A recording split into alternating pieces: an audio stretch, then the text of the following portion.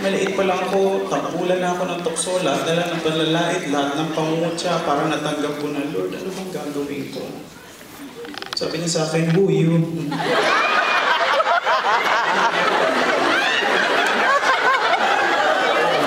Napakahirap po ang may ganitong itsura. Napakahirap po. Nararamdaman ko po na nasa sinapupunan pa lang po ako ng nanay ko. Pinag-uusapan na po ako ng organs ng nanay ko. Yung bato ay chinichismis po ako sa abdo.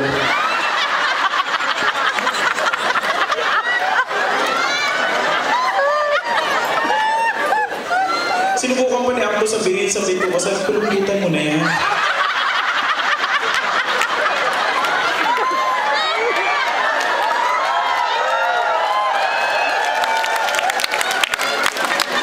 Every time po natitignan ko po ang puso ng nanay ko sa loob ng sinapupunan ko, humihinto siya. Ayaw ko siya masyadong titigan kasi baka mamaya huminto na wala po ang nanay ko. Nung oras na pagkapanganak ko, sa kumadrona ko po ako pinanganak. Paglabas ko po, yung sabi ng kumadrona, 9 na buwan, eto lang.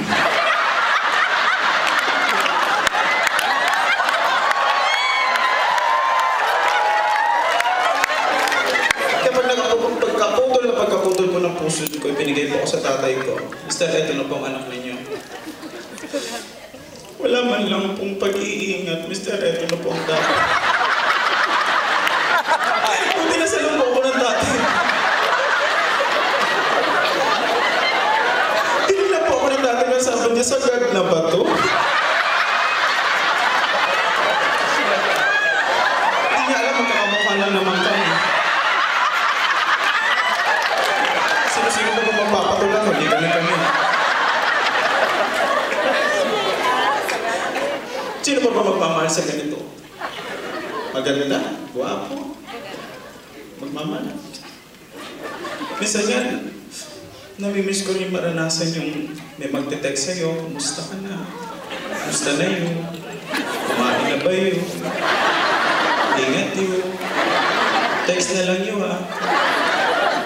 Kaya minsan sobrang inggit ko po, tinitext ko na rin po sarili ko. Kumusta na, Mi? Kumain na ba, Mi? Ingat, Mi? Isa nga pag naiinis ako, lagi ko, Mi?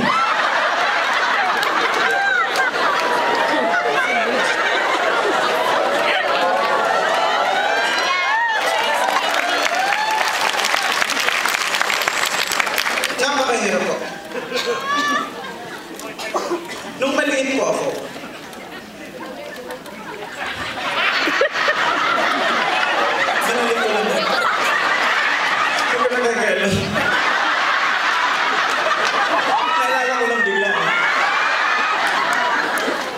hindi pa ako nakapagtapos ng pag-aaral ko.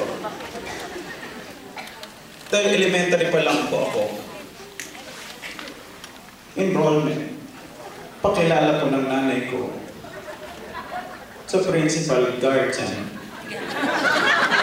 Sabi ko, nanay kita.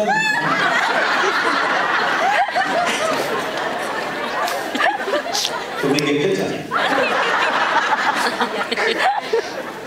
Sabi ko ng principal, asa sa yung mga magulang na patay na.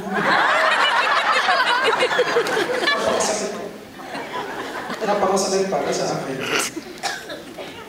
Kaya po, yung kumari ko ng nanay ko, kanikwento niya sa akin, alam mo po, hindi ko alam na may anak pala ang nanay niya. Kasi every time napupunta kami sa inyo, wala kami nakikita ng lalong bata.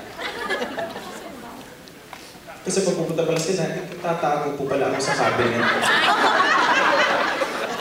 One time po, itinalo po ako sa cabinet, tapos nagkita-kita po sila. Nagkaroon po ng gatherings, dinner.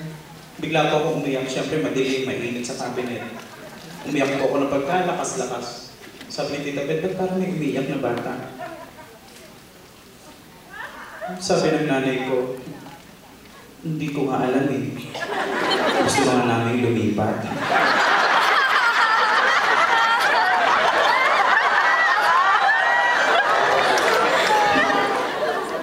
Kaya nga, naawit na lang po ako ng isang awit eh.